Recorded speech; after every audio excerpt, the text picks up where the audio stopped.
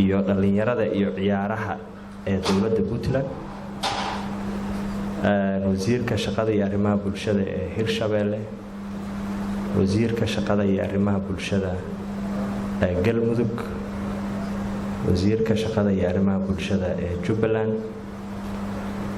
wasiirada iyo xildhibaanada dhammaan dowlad goboleedka Koonfur Galbeed ee maanta martida loo yahay tiimka ka kala socda wasaaradaha kala duwan ee shaqada iyo arrimaha bulshada heer federaal iyo heer state ba dhammaan marti sharafta kale ee ka soo qayb gashay xafladan daafurka waxaan ku salaamayaa salaanta islaamka assalaamu calaykum waraxmatullaahi wabarakaatuh salaan kadib maanta waa maalin weyn oo halkaan aan u joogno daafurka mashruuc ka mid ah mashaariicda ugu waaweyn ee dowladda ay hogaamiso sidaan la soconno markii waddanka uu burburay kadib inta badan mashaariicdii ee dadka ay dowladda u fidinaysay meesha way ka baxeen muddo kadib waxaa lagu guulaystay in mashaariic dadka lagu contribute garaynayo wax maaragtay lagu caawinayo in dib loo bilaabo mashruucan baxnaano wuxuu ka mid yahay waa mashruuc dowladeed wuxuu ka mid yahay mashaariicda dadka dhibaataysan lagu caawinayo gaar ahaan waxaan maanta halkan u joognaa furitaanka qaybtiisa anyaxa oo ah barnaamij loogu talagalay dadka ay ku dhacday aafada masiibada rabbaaniga ah ee ayaxa uu saameeyay beerahooda Koonfur Galbeed waxay la gaar tahay inaan maanta hoosti garaynay dhammaan wasiiradii maamul goboleedyada ka socday oo halkan loo doortay inay noqoto xaruntii lagu daafuri lahaa mashruucan weyn aadaan ugu faraxsannahay magac iyo sharaf ay noo tahay wasiiradu inay isku raaceen oo wasiirka federaalka uu hogaaminaya inay isku raaceen halkan inay noqoto halkii lagu daafurayna waxaan leenahay waan idinkaga mahadcelinaynaa sharafayna noo tahay inaan halkan idinku maaragtay martigelino waa furitaankii labaad oo Koonfur Galbeed lagu furay barnaamij noociisa ah haddana waa markii koowaad ee wafdi heerkaana ee Koonfur Galbeed yimaadaan barnaamijkan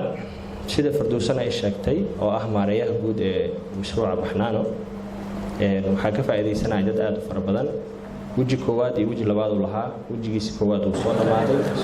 successful ahaa uu guuleystay wejiga labaad maanta ayaan halkan u joognaa inaan daafurno markaan ka hadlo Koonfur Galbeed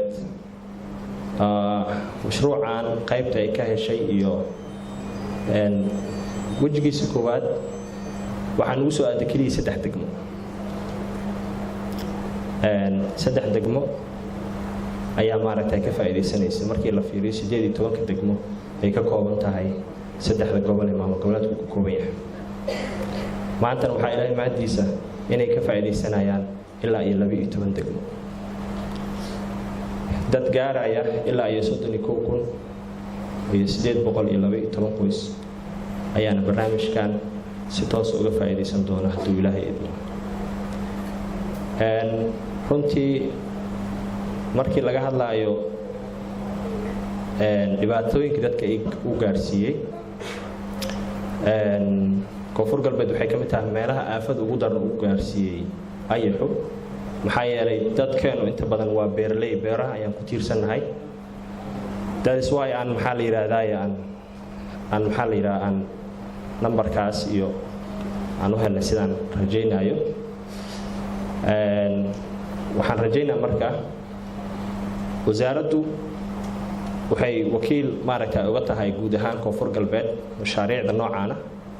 ay wakiil uga tahay annaguna waxaan u daadejinaa degmooyinka sidaan hore u sheegay 12 degmo ka faa'iideysanaysa gudoomiyaasha degmooyinka ayaa loo daadejin doonaa halka ayaa maaragtay gudoomiyaashuna dadkii ahalka u ahaa ee dhibaatadu ay gaartay ee tuulooyinka ku noolaa ay sida ku gaarsiin doonaan مشروع نوعاسة waxaan rajaynayaa in guud ahaan dadka Soomaaliyeed ee dhibaataysan ee maamulada kala duwan ku nool ee barnaamijka ka faa'iideysan doonaan gaar ahaan dadka reer Koonfur Galbeed oo run ahaantii maamul walba wuxuu leeyahay dhibaato u gooni ah xaqiiqatan anaga dhibaatooyinka noo gaarka ah waxaa ka mid ah in magaalooyinkeena ay kala xiran yihiin oo magaalo u gudbi karta aysan jirin oo dadkii maaragtay cunaqabatayn ay saaran tahay marka mashaariicda noocan oo kale aad ay muhiim noogu yihiin aad ayaan ugu baahnayn marka laga soo tago masiibada guud ee aan kala simanahay maamul goboleedyada kale ama guud ahaan Soomaaliya waxaa noo gaara in anagu magaalooyinkan inta badan ay dhibaatooyin noo gaar anaga ay ka jiraan dabcan maamulada kala qaarkood waa nala qabaan qaarna lama qabaan marka waxaan rajaynayaa insha Allah in dadka Soomaaliyeed ee dhibaataysan barnaamijkan ay si guud uga faa'iideysan doonaan wasiiradan waa iga dambeyn doona insha Allah mar raba inaan ku dheeraado waa mahadsantihiin. Assalaamu calaykum waraxmatullaahi wabarakaatuh.